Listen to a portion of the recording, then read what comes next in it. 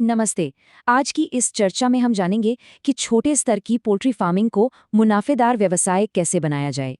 सफल और असफल पोल्ट्री फार्म में आखिर क्या अंतर है? सच मानिए, बात सिर्फ मुर्गियां पालने तक सीमित नहीं है। जहां बड़े उत्पादक महंगी मशीनों पर निर्भर हैं, वहीं छोटे किसान पूरी तरह स्थानीय बाजारों के भरोसे काम करते हैं। मुनाफे के लिए सही रास्ता चुनना जरूरी है। इस पोल्ट्री उद्योग को मुख्य रूप से 3 उप क्षेत्रों में बांटते हैं। चलिए गहराई से समझते हैं।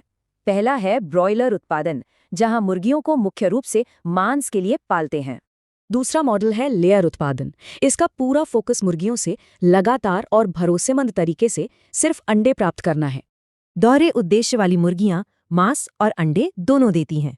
ये ग्रामीण एग्री बिजनेस को बहुत सुरक्षित और बहुमुखी बनाती हैं। सही मॉडल चुनना तो बस शुरुआत है। विफलता का जोखिम कम करने के लिए एक बेहद ठोस योजना बनानी होगी। पैसा लगाने से पहले हर उद्यमी को इन 5 महत्वपूर्ण व्यावसायिक कारकों को बहुत ही बारीकी से समझना ही चाहिए। सिद्धांत तो ठीक है, लेकिन आइए देखते हैं कि लाभप्रदता का ये गणित असल दुनिया में कैसे काम करता है। इसे चिसोमो के उदाहरण से समझते हैं। वो अंडे खरीदकर स्थानीय बाजार में बेचने का छोटा सा व्यवसाय चलाता है। क्या चिसोमो को असल में मुनाफा हुआ या नुकसान? इसका जवाब हमें ग्रॉस मार्जिन के इस आसान गणित से मिलेगा। यहाँ सबसे दिलचस्प बात मात्रा समझना है। चिसोमो ने 2 क्रेट खरीदे और हर क्रेट में पूरे 30 अंडे हैं।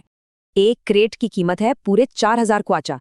यही चिसोमो के व्यवसाय की सबसे पहली और मुख्य लागत है। तो 2 क्रेट की कुल लागत हो गई 8000 क्वाचा। ये तो एकदम सीधा और आसान सा गणित है। कहानी यहीं खत्म नहीं होती। परिवहन और मार्केटिंग जैसे छिपे हुए खर्चों का सटीक हिसाब रखना भी बहुत जरूरी है। खरीद, परिवहन और मार्केटिंग को मिलाकर चिसोमो की वास्तविक कुल लागत 14200 क्वाचा तक पहुंच गई। अब देखते हैं एक अंडे की कीमत क्या पड़ी।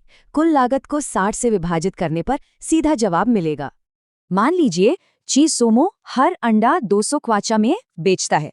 क्या ये बिक्री मूल्य उसे सचमुच मुनाफा दे पाएगा? बिना सटीक हिसाब के नुकसान तय है। क्या सही वित्तीय योजना इन छोटे कृषि व्यवसायों का भविष्य पूरी तरह बदलेगी?